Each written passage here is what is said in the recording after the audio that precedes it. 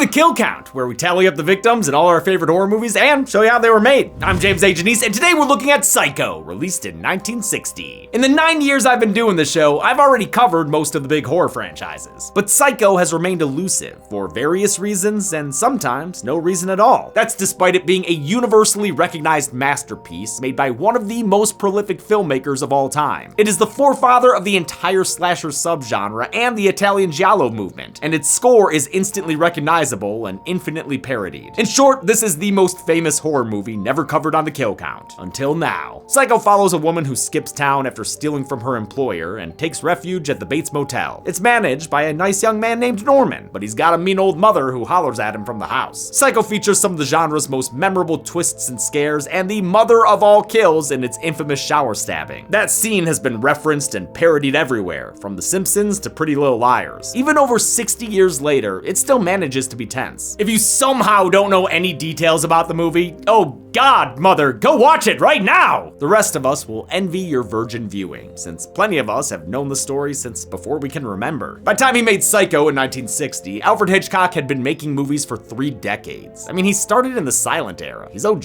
The novel Psycho was based on, written by Robert Bloch, was considered too repulsive to be adapted by most of Hollywood. But Hitch had the legacy and the ego to try anyway. He knew he could make successful thrillers and had done so many times over, with hits like Rear Window, Vertigo, and Strangers on a Train. Paramount agreed to distribute the film, but didn't believe in it, providing as little money as possible. Hitch deferred his salary and shot with his TV crew from Alfred Hitchcock Presents to save on costs, which he did successfully. Apparently the budget was kept under $1 million. The original film would be followed by 3 sequels starting in the 80s, as well as a remake in 98, which is part of the longest running joke on the Dead Meat podcast. We're gonna cover all 5 of these films on The Kill Count, though their releases will be every other week to give non-Psycho fans a break in between. I'll note that there was also a spin-off TV movie called Bates Motel and an A&E TV series, also called Bates Motel, that, holy shit, ran for 5 seasons? But those won't be getting the Kill Count treatment. Sorry, that's just a bit too much for me. How many Hey, Mom, I'm actually filming a Kill Count right now. What? How's my health? My health is fine. Yes, I know I'm getting older.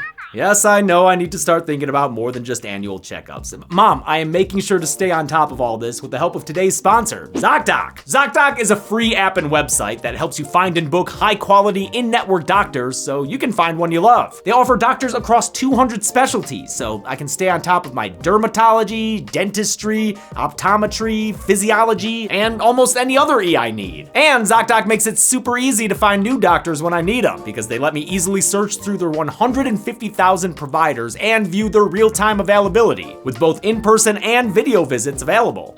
No, what do you mean am I turning our phone call into a sponsor segment? No, Mom, I would never do that. My attention is entirely on you. I just want you to know, and only you, that I'm making sure to find doctors that are the best fit for me by looking through thousands of verified patient reviews before I book. And when I do book, my appointments are happening fast, typically within 24 to 72 hours. So you don't have to worry about me, I promise. All right, I love you too, Mom. Wait, my mom doesn't sound anything like that. Norman. Stop putting off those doctor's appointments and go to ZocDoc.com/deadmeat to find and instantly book a top-rated doctor today. That's ZocDoc.com/deadmeat. This message is sponsored by ZocDoc. How many kills will the master of suspense shower us with in his most famous film? Let's find out and get to them.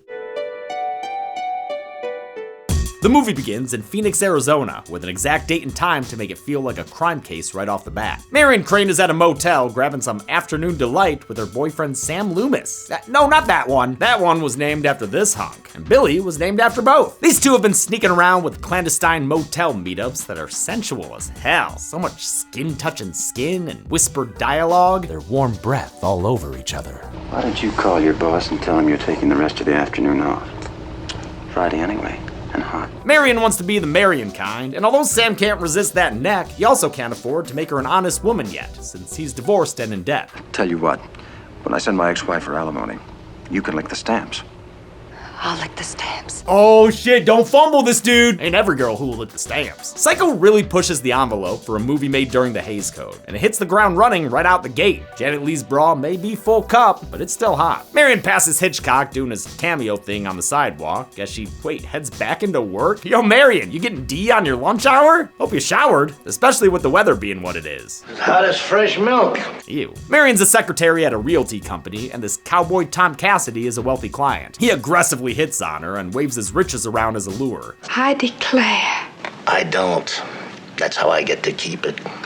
I love Frank Albertson's performance here. This movie manages to still be funny 60 years on, and a lot of it is thanks to great side characters, like Marion's co-worker, who's played by Hitchcock's daughter, Pat. He was flirting with you. I guess he must have noticed my wedding ring. Cassidy is buying his daughter a house as a wedding present and paying for it with $40,000 in cash, the equivalent to $400,000 today, just walking around with that in his pocket. Marion's boss tells her to take this absurd amount of cash to the bank, but one look at those fat stacks and she makes an out-of-character decision. She'll take the money and run away with Sam, using it to pay off his debts and start a new life together. This change in character is reflected by her bra. In the opening scene it was white, symbolizing her innocence, but now it's black as she decides to become a thief. Regardless of bra color though, that way snatched. Sam lives in the fictional town of Fairville, California, so Marion starts the mini road trip to him. On her way out of town though, she spots her boss, and he spots her. That ain't good for a getaway, and the music goes crazy to show the shit she's in now. This whole sequence is so tense. Marion tries to focus on the road while processing the reality of what she's done. It gets her pretty sleepy behind the wheel. Sounds like she needs a motel? Oh, or just the side of the road. Okay. She wakes up to the long arm of the law tapping on her window, and her first thought is to start the car. Fucking careful with that, Marion. She's lucky this ain't 2026. The suspicious cop asks her what she's doing, and she does a great job keeping her cool. Am I acting as if there's something wrong? Frankly, yes. Oh, never mind, she's shady. But there ain't no law against sleeping in her car. Again, because this ain't 2026, so he's forced to let her go. She'd love to go visit her friend PG, but now that she's in California, she decides her Arizona license plate is too sus, especially since it says anal. She stops at a dealership in Bakersfield to swap it out with a new one, where we get another great side character in Charlie the salesman. This motherfucker is the platonic ideal of a used car salesman. Can I trade my car in and take another?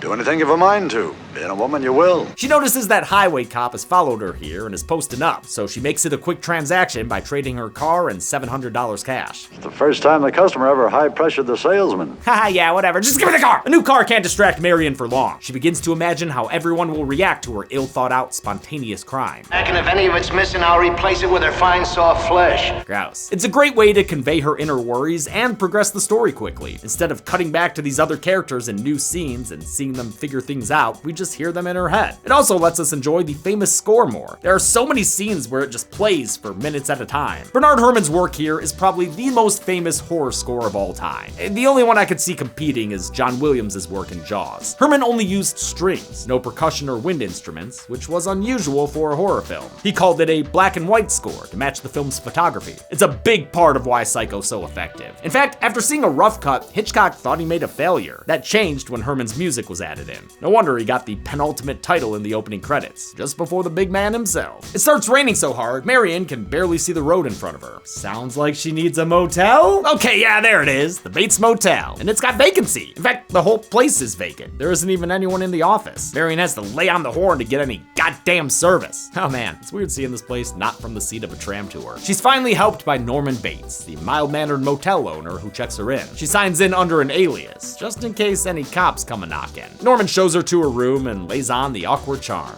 Stationery with Bates Motel printed on it in case you want to make your friends back home feel envious. Is he attractive or is he just tall? Nah, he's got a boyish cuteness to him. So boyish, he even gets shy showing her the bathroom. He invites Marion to have dinner with him once she's settled in, but after he leaves, she overhears him arguing with his mom. Mrs. Bates isn't keen on her son hanging around with some floozy. By candlelight, I suppose, in the cheap erotic fashion of young men with cheap erotic minds. What the fuck? How can Marion hear that from all the way down there? In the rain! Like, use your inside voice, lady. Seriously though, imagine how loud that would actually have to be for her to hear it down there. Go on, don't tell her she'll not be feeding her ugly appetite with my food. Norman returns with a gourmet meal of sandwiches and milk, just as promised. Sandwiches and milk. Marion brings up his mom, but he excuses her.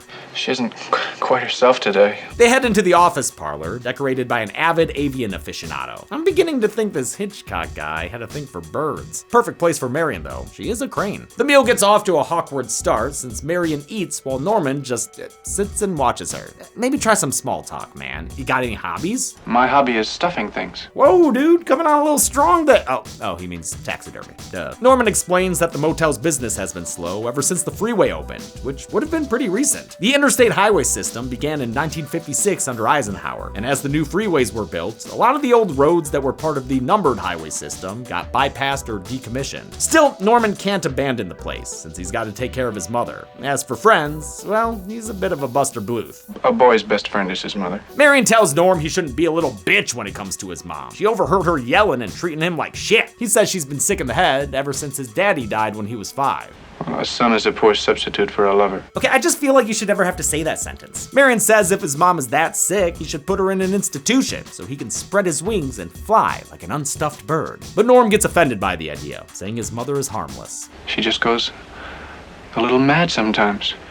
We all go a little mad sometimes. This talk about temporary madness and seeing someone so stuck in life convinces Marion to head back home tomorrow and right the wrong she's done. She'll return the money and get herself out of this trap of her own making. She heads to her room and gets ready for bed, not knowing nosy Norman's peeping at her through a peephole. And this was premeditated peeping too. He intentionally gave her cabin 1, knowing it'd allow him to creep. He doesn't see too much, at least in the final cut. There is an unused shot where she starts to take her bra off. Holy shit, that is saucy for 1960. Norman excuses himself back to the big house as Marion does some napkin math. Before she cleanses herself, she has to see how dirty things have gotten. She figures out how much of the money she's used so far, then flushes the ledger of criminality down the toilet. I guess this was the first time a flushing toilet appeared on screen in an American motion picture, in spite of pushback from the Production Code Administration. Marion bears her back for the most famous shower in cinematic history. As she scrubs the crimes of the day away, someone sneaks into her room and stalks towards her in the background. They pull back the shower curtain and stab her to death as the music crescendos to a shrill screech. This has gotta be one of the most viewed scenes of any horror movie, studied by film students in their editing lectures, and pubescent boys trying to get a glimpse of something. Sorry, Gooners, I got nothing for you. You'll have to frame by frame the 98 remake instead. They ensured things would go unseen by having Janet Leigh wear moleskin pasties, as suggested by costume designer Rita Riggs. They also employed a nude model, future Playboy cover star Marley Renfro. Hitchcock wanted a nude model because he felt that a person who was naked professionally would be easier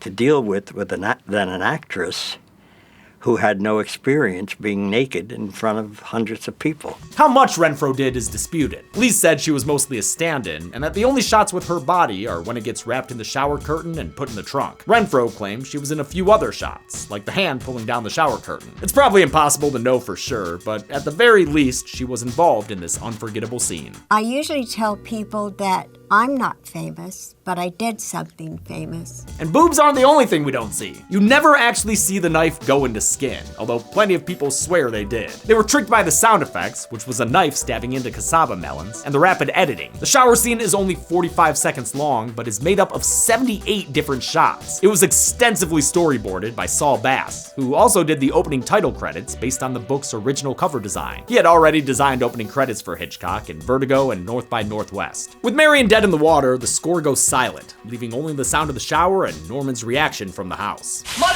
Oh, God! Mother! Blood!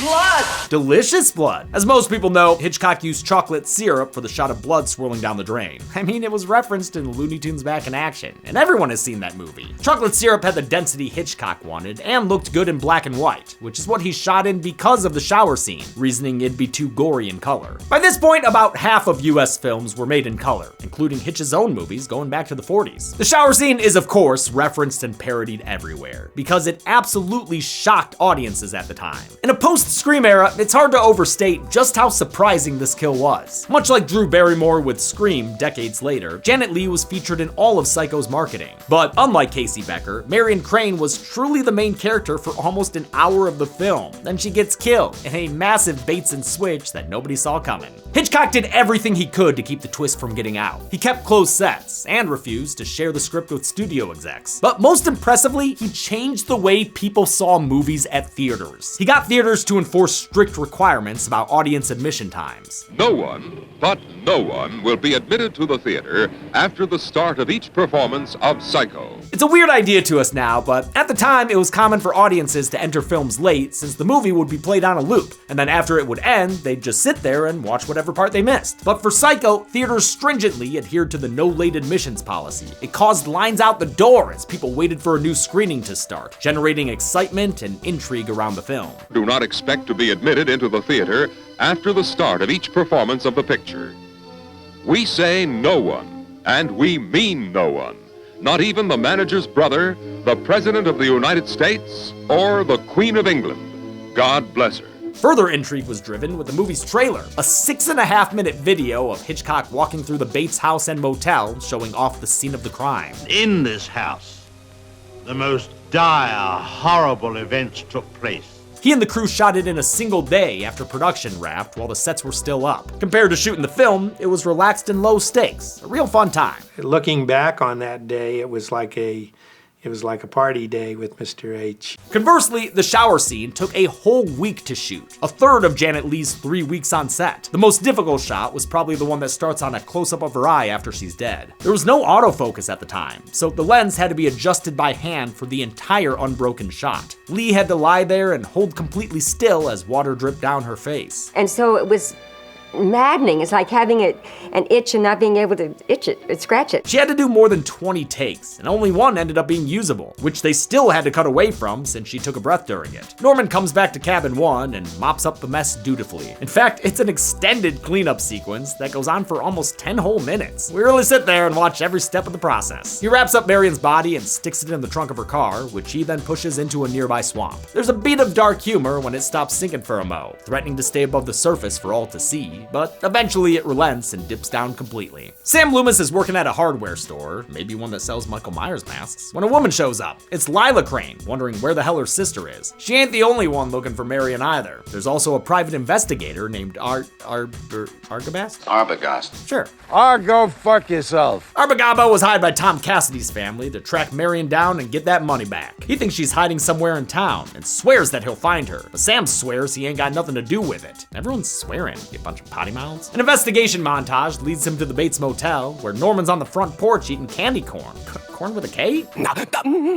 Agamemnon has a picture of Marion, but Norman tries to Mariah Carey that shit and says, I don't know her. The detective asks for his guest book, and he might have to investigate his web ring next. Arga blasts a hole in Norman's lie when he recognizes Marion's handwriting and alias. She used the surname Samuels after her lover Sam. Confronted with that evidence, a flustered Norman admits Marion did get a room, but she left the morning after her stay and never came back. Arbogast don't buy that shit. He starts to suspect Norman was bribed or tricked by Marion, but Norman says she couldn't have gotten away with something like that. She might have fooled me, but she didn't fool my mother. Arbogast is all like, okay, then let me talk to your mom. But Norman says absolutely not and tells him to leave. Anthony Perkins is incredible as the nervous, stuttering Norman Bates. Though he looks even younger, he was 28 here and had a Best Supporting Actor Oscar nomination for his role in Friendly Persuasion. His Norman Bates is way different than the character in the book, who was a pudgy, balding, middle-aged man inspired by Ed Gein. But the novel was hardly referenced once work on the film began. I mean, the book shower kill is a full decapitation. Screenwriter Joseph Stefano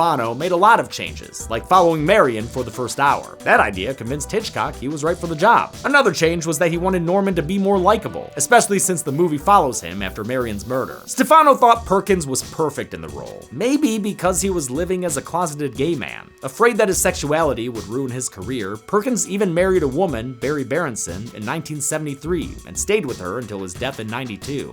We're all in our private traps, clamped in them.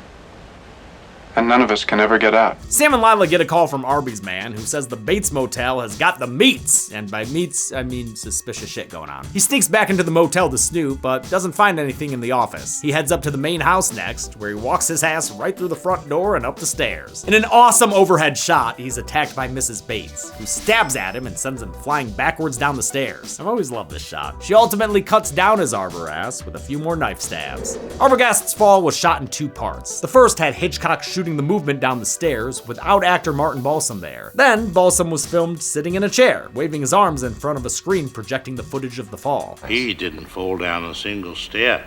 He sat in a very comfortable chair and just lay there like that. Hitchcock used the same technique in his movie Saboteur, where a guy falls off the Statue of Liberty. William Friedkin loved the shot so much, he used the same technique when a psychiatrist gets knocked to the floor in The Exorcist. Since Arca Blah Blah never calls him back, Lila says she wants to check things out at the Bates Motel herself. Sam tries to play the gallant hero by heading there first, but he says the only thing he saw was Mrs. Bates sitting by the upstairs window. Lila decides this movie needs a new final girl, so she tells Sam he's done working alone. They're gonna tackle this thing together. Vera Miles does a great job making Lila interesting and likable enough for the audience to care about her, even though she only shows up halfway through the film. She was cast because she contractually owed Hitchcock another film. She was supposed to star in Vertigo, but had to drop out when she got pregnant, which reportedly angered the filmmaker. Okay, Hitch, get over yourself. He also wasn't fond of Sam's actor, John Gavin, who was kind of forced on him by Universal. The first day of shooting was the opening hotel scene, where Hitchcock found Gavin so wooden, he nicknamed him the Stiff. Yeah, I'm sure he was. Lila and Sam make a house call to the local Deputy Sheriff Al Chambers. They fill him in with the movie's plot so far, but one thing sticks out. Norman Bates's mother has been dead and buried in Green Lawn Cemetery for the past 10 years. He says Norma Bates died of a murder-suicide, poisoning her boyfriend and herself with strychnine. Baby boy Norman was the one who found their bodies together. In bed! But Sam insists he saw the old woman sitting by the window. It's quite the conundrum. Well, if the woman up there is Mrs. Bates, who's that woman buried out in Green Lawn Cemetery?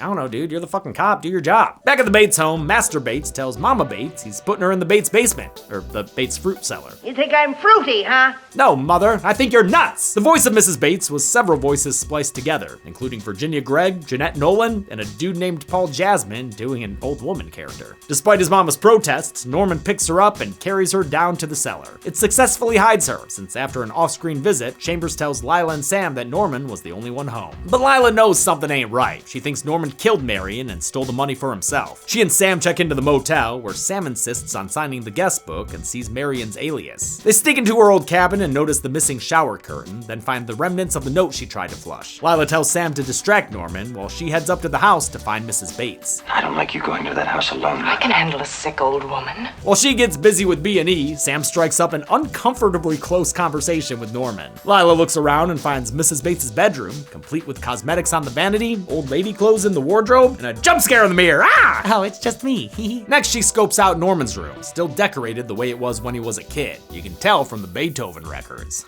Those kids and their German composers. No subtlety, Sam pushes Norman too hard when he mentions his mother, tipping off the son that Lila's in his house. He panics and knocks Sam out with, what was that, a mint tin or something? Then runs up to the house to intercept Lila. She hears him coming and hides in the cellar, where she comes across Mrs. Bates. She taps her on the shoulder and gives us an all-timer reveal. Mrs. Bates is just a skelly in the celly, and as such, I won't be including her on the kill count. But don't worry, we'll get to eventually. Norman arrives in his mother's clothes with his favorite stabbing knife. Turns out he was Mom the whole time. Sam apparates to stop the attack and snatch Norman's wig, really ruining his whole vibe. This is the only scene where Mrs. Bates was actually played by Perkins. Multiple people played her during production, with Margot Epper the most prominent since she did the shower scene. I think they even had to darken her skin to make her disappear in the shadows. In another example of maintaining the movie's mystery, Hitchcock spread rumors around town that he was looking to cast an actress to play Mrs. Bates. Our final setting is a courthouse where a psychiatrist shows up to explain things. Did he kill my sister? Yes. And no. Sometimes poorly. He says that after the death of his father, Norman was left alone with his domineering and abusive mother Norma. He became obsessed with her, and when she started seeing a new man, he wound up snapping and murdering them both. After his mother died, Norman took on her identity, splitting himself into two personalities, himself and Mrs. Bates. He used his taxidermy skills to preserve her body, which was hinted at earlier. She's as harmless as one of those stuffed birds. In his mind, she was still alive, but really, it was always him running around playing the part. Why was he dressed like that? He's a transvestite. Not exactly. Yeah, they ain't about to get into that. In fact, the Production Code Administration tried to get the word transvestite removed from the film, but Hitchcock and Stefano fought back with the power of the dictionary. They said, you cannot use that word.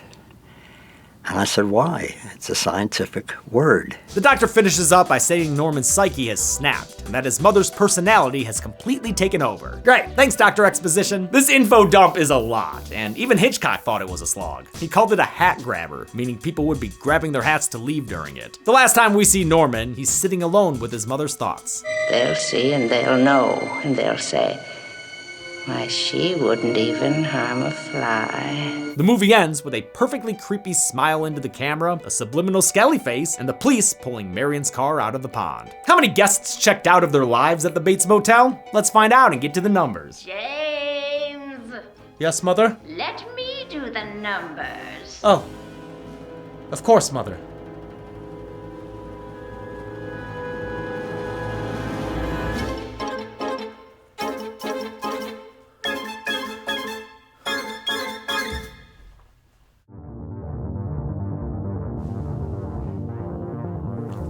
Only 2 people died in Psycho, with the victims consisting of 1 woman and 1 man. That gives us this incriminating pie chart that you might want to go hide in a swamp.